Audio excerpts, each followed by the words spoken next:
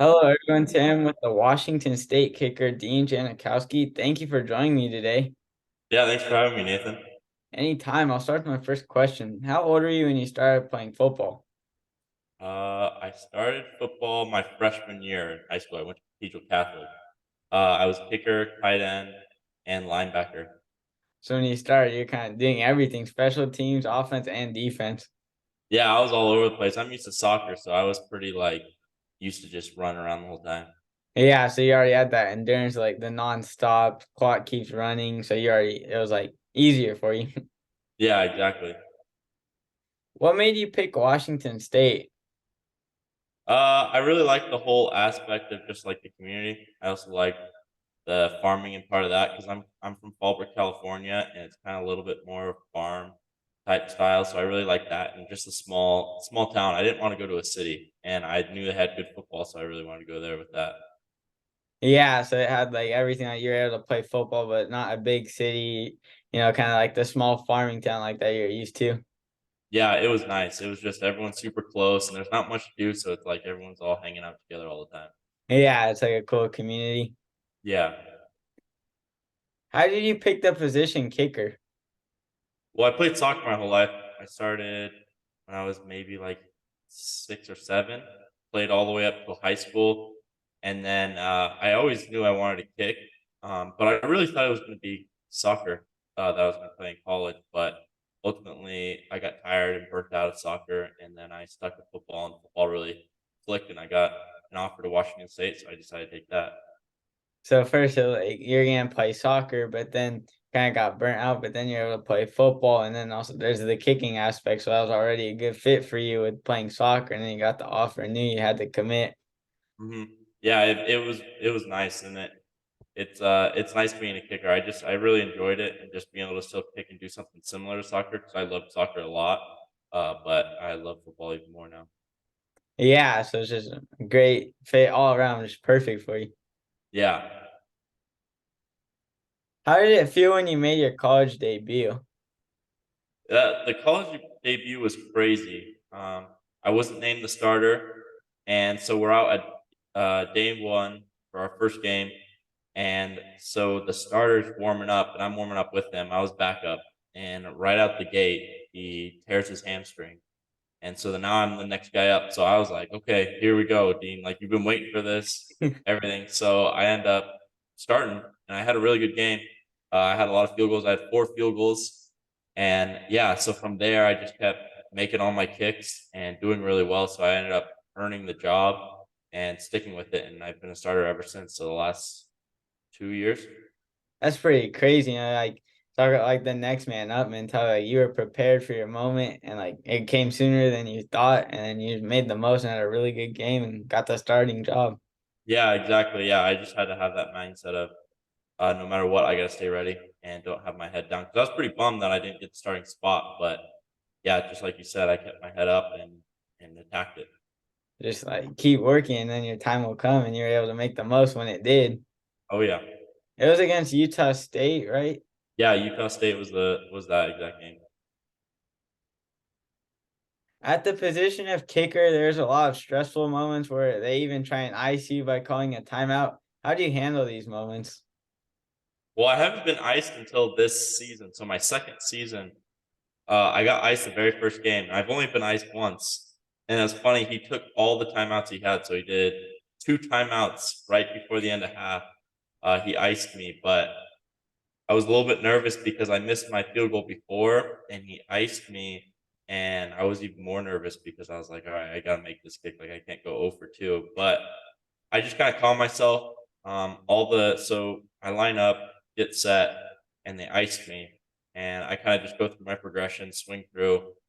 And then once I ice, we have that whole timeout. So everyone else goes to the coach. I kind of sit there and kind of like stay in my zone, stay focused, just stay to myself and sit on the field, just waiting for the next opportunity. And sure enough, he did it again. So I just repeat that process and just try to keep my heart rate low and try to block out the noise from everyone else. Yeah, so just like remember that's like the same thing that you love to do, just being a kicker. Like even though there's a lot of people watching and like they're icing you, it's the thing that you practice every day. Yeah, just have fun with it. It just you gotta really just think about it like it's just a kid's game. It's nothing too serious. Just have fun with it, and you'll play even better. Yeah. Do you think it like it's harder? It really is harder getting iced, or like if you were to have to run out there without them being able to ice you, like do you think it helps to calm yourself down or no? Uh, yeah, I don't mind it. I know some people hate it and would rather just get it over with. I like having that extra time just to get ready and just kind of get in that mindset. Be able to sit on the field, line up, and see the exact yard marker that I'm going to kick at and stuff like that. So it kind of helps me just line up. Yeah. So you're going through your progressions, like you mentioned. Yeah, exactly. And both Apple Cup games you've played in, you did really well. What's it like playing in that game? The Apple Cup's crazy. Everyone's super just hyped up the whole week. Everyone's getting prepared for it. There's a lot of hype around it and people, all the fans everywhere. So it's a huge week for everyone. Like everyone starts prepping really early. It's the most important game. We actually have a clock in our locker room that has the days counting down until Apple Cup. But yeah, it's a very intense game. Like the game I had 5 field goals. That was a crazy game. It was a sold out crowd at UW, and that thing was loud. But yeah, it's just huge preparation, and I've been fortunate enough to have really good games against those and help my team out. So it's like just all the stakes, like in Washington, the bragging rights, and then that's pretty cool that you guys have a clock like counting down till that game. Yeah, no, it's huge. It's super serious. Everyone takes it super serious, and it's a crazy battle for sure. And that must have been fun to have 5 field goals at Washington, like silence the crowd. Yeah, it was, and we beat them. It took us 7 years to beat them, so beating them was great, especially to be able to kick more points than the other team. Yeah, so you definitely you contributed in a big way that game. Yeah, exactly. How do you set up for the longer field goals? Same approach. Depending if it's like 60 plus, that's when I kind of have to change my approach. But otherwise, like a 50-yard field goal, everything's the same. Like 50 yards is easy. It's the same swing, same everything. So I don't really change much. Once I start changing things, that's when it kind of messes up my kicks. But other than that, like a 60 plus yard field goal, I would probably scoot back about half a yard to give me an extra run up on it. I know Justin Tucker does that as well, but yeah, I don't change much, and you shouldn't have to change much. It should be the same repeatable swing, and you'll get very consistent kicks. Yeah, so basically just the same motion makes that'll help you ultimately so that you're not like changing it up, but you're consistently. Yeah, exactly. What's the biggest kick you've ever made? I would say UW game this last season was a 50-yarder right into the wind, and it dinked off the crossbar and rolled in. That's crazy, that kick with the wind and 50 yards and Yeah, yeah, everything. it was freaky, and it was the first drive of the game. So right out the bat, everyone's loud, everyone's pumped up, and yeah, I just had to bang it in. So it was exciting. Yeah, and you're able to put your team on the board. Yeah, First exactly. points of the day. What's the most intense college football game you've ever played in?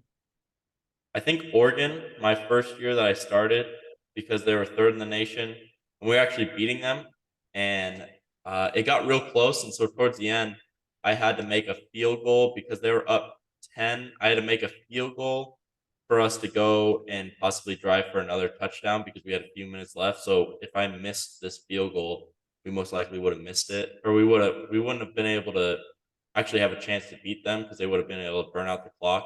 Made that, and then we lined up and went for another drive, and we didn't get it. But it was a really close game, and it was packed at Oregon. I think that was the loudest game I've been at.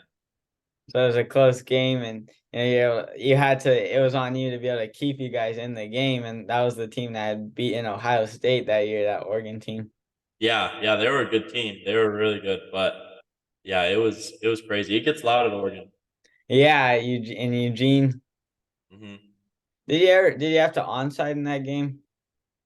I don't think we onside that game because we had just enough time to hit a. We must have had like 3 minutes or something, just enough to where we could still just hit one or like squib it.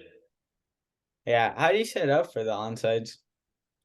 We have our different style of kicks, but you basically just hit at the top of the ball and you kick down on it. But we have our different style kicks that we set up for different teams, whether they have a different hole in their protection and stuff like that. And we kind of just aim for their weak points. So it kind of just depends on how the team is and like their weak points and how they play. Yeah, that's what we set up during the week is kind of just look at that if we ever need to get in that situation, stuff like that. What are your goals for this upcoming season?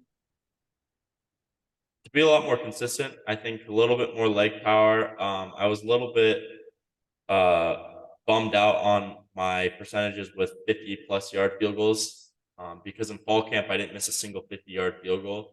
So things like that, I'd like to just get a little bit more power and just a little bit more consistency when I get to it.